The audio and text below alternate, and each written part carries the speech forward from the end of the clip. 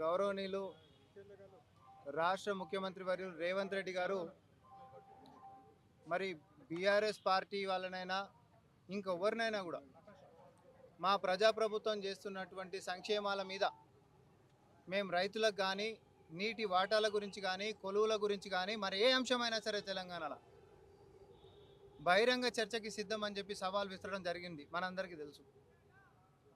అది పార్లమెంట్లోనైనా అసెంబ్లీలోనైనా ఇంకెక్కడైనా సరే బహిరంగ చర్చకి సిద్ధం అని చెప్పి మాట్లాడడం జరిగింది. దాన్ని కేసీఆర్ అయినా లేకపోతే నరేంద్ర మోడీ గారైనా, అది బీజేపీ అయినా బీఆర్ఎస్ అయినా లేకపోతే ఇద్దరు కలిసి వచ్చినా మేము చేస్తున్నటువంటి పనుల మీద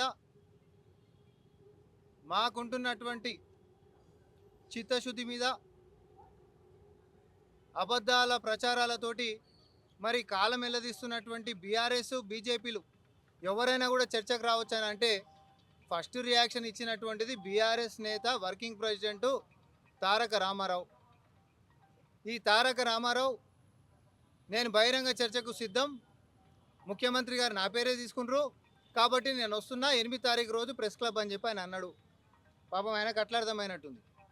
ముఖ్యమంత్రి గారు అన్నది అది నరేంద్ర మోడీ గారైనా కేసీఆర్ గారైనా ఎవరైనా కూడా చర్చకు రండి అంటే అసెంబ్లీలోకి రర్రి అని, బహిరంగ చర్చకు కూడా ఎక్కడైనా సరే అని చెప్పి అన్నారు. అంటే కేటీఆర్ లాంటి వాళ్ళకి ఇటు వస్తే మా సొంటోళ్ళు అధికార ప్రతినిధులు సామా రామ్మోహన్ రెడ్డి అనుకోండి, లేకపోతే చరణ్ కౌశిక్ యాదవే అనుకోండి, మానవత రాయ్ అనుకోండి, ఒక యోగేశ్వర్ రెడ్డి అనుకోండి, రవలి గారే అనుకోండి, ఎవరైనా కూడా మా స్థాయిలోనే నీకు సరిపోతుంది అనేటటువంటిది మేము చెప్తా ఉన్నాం.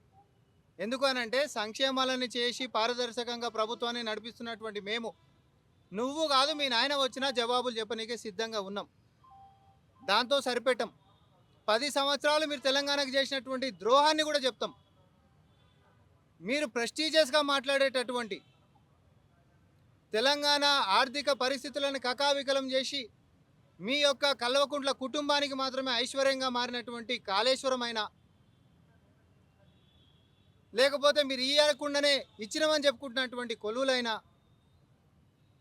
ఆత్మహత్యల తెలంగాణను తయారు చేసినటువంటి మీ యొక్క దరిద్రపు పాలనలో అన్ని విషయాలన్నీ దేనైనా, అది రైతుల ఆత్మహత్యలే అనుకోండి, నిరుద్యోగుల ఆత్మహత్యలే అనుకోండి, విద్యార్థుల ఆత్మహత్యలే అనుకోండి, మీ సొంత పార్టీ సర్పంచుల ఆత్మహత్యలే అనుకోండి, ఆర్టీసీ కార్మికుల ఆత్మహత్యలే అనుకోండి, అన్ని అంశాల మీద కూడా బహిరంగ చర్చకి మేము సిద్ధం. మీ పాలనకి మా సంక్షేమపు పాలనకి ప్రజాపాలనకి తేడా ఏంటిది అనేటటువంటిది నువ్వు ప్రెస్ క్లబ్లో రైతాంగం మీద మాట్లాడతా అని చెప్పి మరి 8 తారీఖు రోజు ఏదో ఆయన ముహూర్తం పెట్టినట్టున్నాడు. 8 తారీఖు చాలా దూరం ఉంటుంది కానీ అందులో 4 గోడల మధ్యలో ఎందుకు, బహిరంగంగానే బజార్లనే ఈ రాష్ట్రం కోసం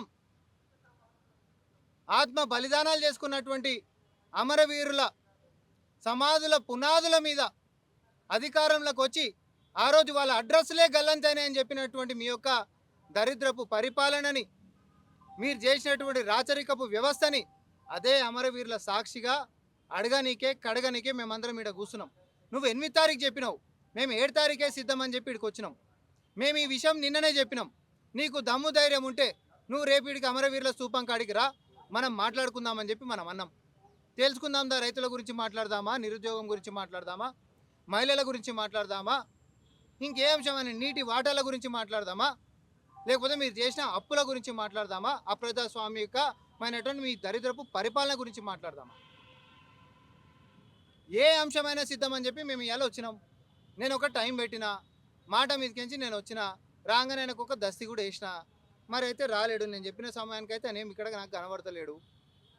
మరి రేపొద్దున మేము ఇక్కడ చెప్పినప్పుడు రాలేనటువంటి వాడు, చాతగానటువంటి వాడు, దమ్ము ధైర్యం లేనటువంటి వాడు, ముఖం చెల్లుబాటు కానటువంటి వాడు రేపొద్దున ముఖ్యమంత్రి గారిని సవాల్ చేసేటటువంటి స్థాయి కానీ అర్హత కానీ నైతిక విలువ కానీ కేటీఆర్కు ఉందా అని చెప్పి నేను మాట్లాడుతూ ఉన్నా.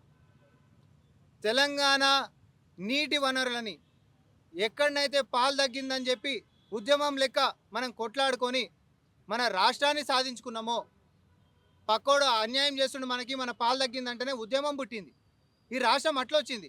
కానీ అధికారం వచ్చిన తర్వాత ఉమ్మడి రాష్ట్రంలో ఉన్నప్పుడు చారణ నష్టం జరిగితే వీళ్ళు అధికారికంగా మనకి ఇంకా బారణ నష్టాన్ని కలిగించినటువంటి చేదు నిజాలని, చీకటి కోణాలని కూడా ఇదే అమరవీరుల సాక్షిగా బట్టబయలు చేస్తాం బిడ్డ, నువ్వు రా అని చెప్పి మేము అన్నాం. దమ్ము ధైర్యం లేదు కాబట్టి నువ్వు రాలే. మిగతాదంటావా అసెంబ్లీలో అందరం చూసేటటువంటి చర్చనే. మరి ఏం ముఖం లేనటువంటి నువ్వు ఛాలెంజ్లు ఎందుకు, నీకు అవసరమా? మీ అందరికి ఇంకొక విషయం గుర్తు చేయాలి. ఆయన మంత్రి లెక్క ఉన్ననాడు మరి నేటి ముఖ్యమంత్రి రేవంత్ రెడ్డి గారు ఆ రోజు ప్రతిపక్షంలో ఉన్నప్పుడు వైట్ ఛాలెంజ్ అని చెప్పి ఒకటి ఇచ్చినప్పుడు స్థాయి ఉండాలన్నాడు, అర్హత ఉండాలని చెప్పి అన్నాడు, రాహుల్ గాంధీ దిగి రావాలని చెప్పి అన్నాడు. ఆయన స్థాయి రాహుల్ గాంధీతో ఊహించుకున్నాడు. ఎన్నికల కంటే ముంగటనేమో రేవంత్ రెడ్డి గారిని రేవంత్ రెడ్డి ఎవరు అని అహంకారంగా మాట్లాడినటువంటిది కూడా నేను గుర్తు చేస్తా ఉన్నా. కడెం ప్రాజెక్టు మరమ్మతుల గురించి మాట్లాడినప్పుడు ప్రాజెక్టుల గురించి నాకు అవగాహన లేదు, అవగాహన లేనటువంటి సబ్జెక్టుల గురించి నేనేం మాట్లాడాలని చెప్పని అన్నాడు. ఈ అవగాహన లేనోడు, అహంకారం ఉన్నోడు, కళ్ళు నెత్తికెక్కి మాట్లాడేటటువంటి వాడు మరి ముఖ్యమంత్రి మీద ఛాలెంజ్ విసురితే దాని మనస్థాయిలోనే మనం దీన్ని మరి ఆయన యొక్క సవాళ్ళని స్వీకరించి అమరవీరుల స్తూపం కాడనే నడి బజార్లో కడుగుదామని చెప్పి మేము వచ్చినాం. నీకు ముఖం చెల్లుబాటు కాలేదు కాబట్టి రాలేదు, కాబట్టి నీకు అడిగేటటువంటి ఆస్కారము, అడిగేటటువంటి అర్హత కూడా లేదని చెప్పి మేము చెప్తున్నాం.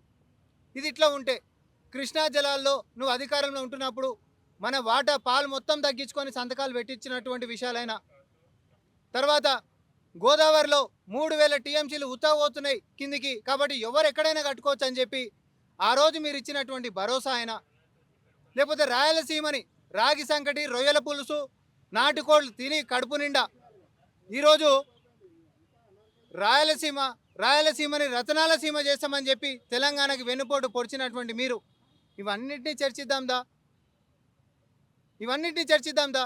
రైతులు మీ అప్పుడు చచ్చిపోయినటువంటిది వరి కుప్పల మీద కనీస మద్దతు ధర విషయంలో ఆ రోజు మీరు సకాలంలో ఇవ్వకుండా ఉండేటటువంటిదైనా, కుడి చేతితోటి రైతు బంధు ఇచ్చి ఎడమ చేతితోటి తాలు తరుగు పేరు మీద దోసుకు తిన్నటువంటిదైనా, ₹1,00,000 రుణమాఫీ చేస్తామని 2014 సంది 4 దఫాలుగా కూడా ₹1,00,000 రుణమాఫీ చేయకుండా కేవలం మిత్తి మాఫీకే పరిమితం చేసినటువంటి మీ పరిపాలన అయినా ఎన్ని చెప్పుకుంటూ పోవాలి? అసలు ఇలా సాయంత్రం అయినా సమయం సరిపోదు.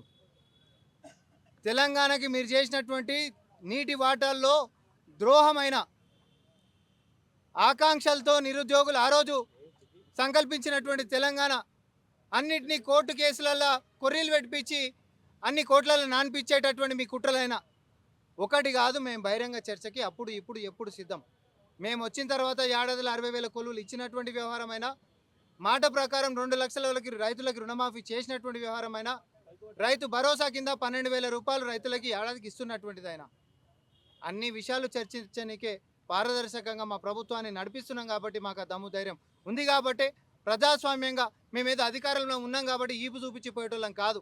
ఛాతి చూపించి అమరవీరుల స్తూపం కాడికి వచ్చి నడి బజార్లో నీ ఛాలెంజ్కి ఉల్టా ఛాలెంజ్ విసిరి ఈరోజు మేము మాట్లాడుతున్నటువంటి వాళ్ళం. కేటీఆర్, సో తప్పించుకొని పారిపోకు, అసెంబ్లీకి మీ నాయనని పట్టుకొని రా. మీ నాయనని ఈసారి ఆరోగ్యం సాకులు చెప్పి మాత్రం మళ్ళీ కూడా తప్పించేటటువంటి ప్రయత్నాలు చేయకూరి. పోయినసారి చెప్తే మా మంత్రులు ఇంటికాడికే పంపించడం, ఆయన ఇంటికాడికన్నా పోయి విలువండే. ఆయన ప్రతిపక్ష నేత, ఆయన అసెంబ్లీకి రాకుండా ఇంకేమైనా విషయాలు ఉంటే, ఇంకేమైనా సలహాలు ఉంటే, ఇంకేమైనా సూచనలు ఉంటే, ఇంకేదైనా వ్యవహారం ఉంటే మాట్లాడుకుందాం దా అంటే ముఖం చాటేసిండు వాళ్ళ నాయన. ఈరోజు ఈడ కేటీఆర్ ముఖం చాటేసిండు. ఇక వీళ్ళ గురించి మనం ఎక్కువసేపు ఏం మాట్లాడదాం.